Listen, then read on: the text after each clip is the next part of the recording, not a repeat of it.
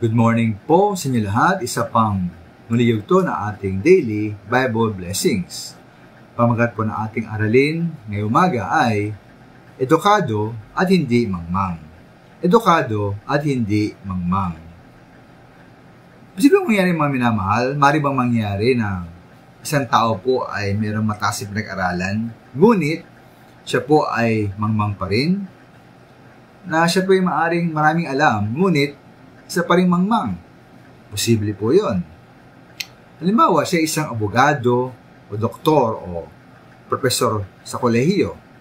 O marami siyang alam ukol sa iba't ibang paksa tulad ng world history or science and technology o philosophy.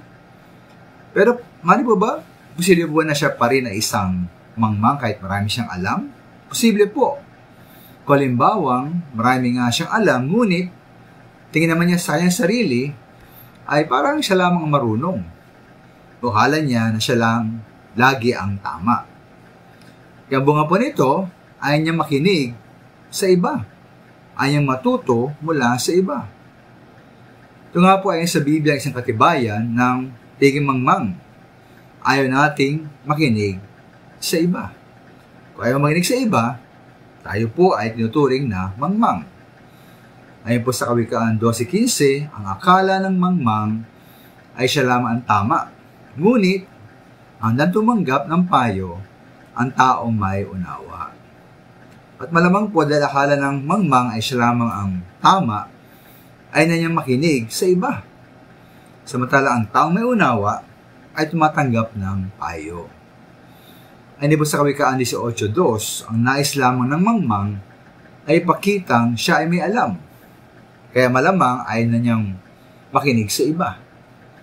Samantala ano po ito sa atin sa Santiago 1:19? Maging alisto tayo sa pakikinig, dahan-dahan sa pagkasalita, at huwag agad magalit.